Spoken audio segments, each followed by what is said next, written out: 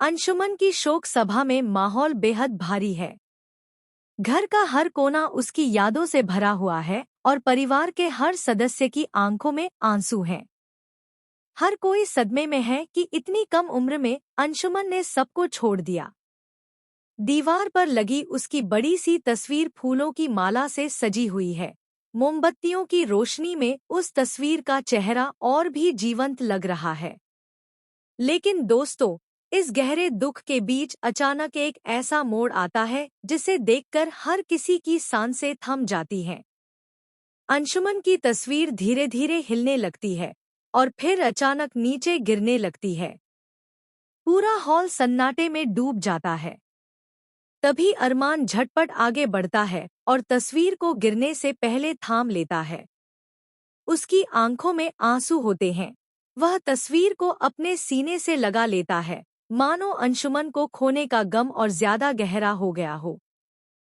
यह नजारा देखकर हर किसी की आंखें भर आती हैं। अरमान तस्वीर को संभालकर फिर से दीवार पर टांग देता है और धीरे से कहता है, अंशुमन, मैं तुझे कभी गिरने नहीं दूंगा। ना तेरी याद को, ना तेरे परिवार को।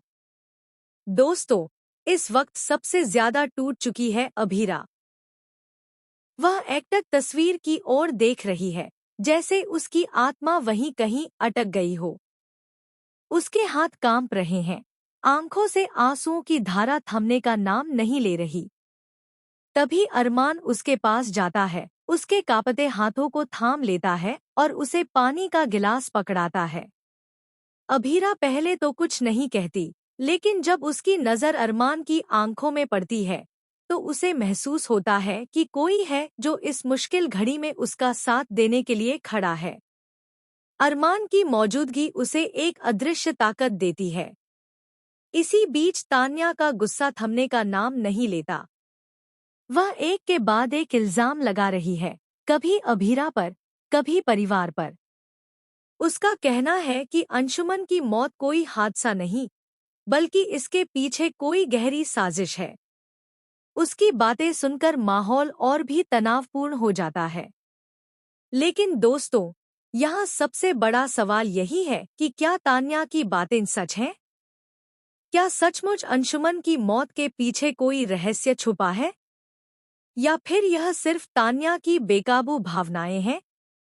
वहीं दूसरी ओर, गीतांजलि अरमान को बहुत मिस कर रही है। उसे लगता है कि अरमान धीरे धीरे अभीरा के करीब होता जा रहा है और यह बात उसके दिल को चुभ रही है। गीतांजलि सोच में पड़ जाती है कि अगर अरमान हमेशा के लिए अभीरा का सहारा बन गया तो उसका क्या होगा। दोस्तों, यह रिश्ता क्या कहलाता है कि कहानी अब एक नए मोड़ पर खड़ी है। एक तरफ अरमान अभीरा का सहारा बन चुका है, तो दूसरी तरफ गीतांजलि की बेचैनी और तान्या के इल्जाम सबको उलझन में डाल रहे हैं। आने वाले एपिसोड्स में आप देखेंगे कि अरमान और अभीरा के बीच का यह रिश्ता और गहरा होता जाएगा।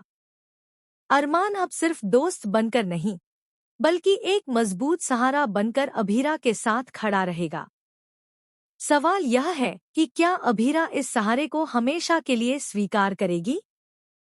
और सबसे बड़ा ट्विस्ट तो तब आएगा जब अंशुमन की मौत की असली वजह सामने आएगी।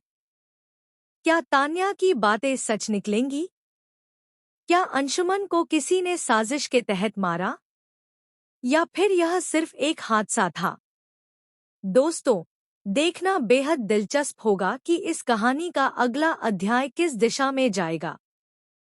क्या अरमान अब हमेशा के लिए अभीरा का सहारा बनेगा, या फिर गीतांजलि और तान्या इस रिश्ते को टूटने पर मजबूर कर देंगी? आप लोग क्या सोचते हैं? अपनी राय हमें कमेंट के जरिए जरूर बताएं।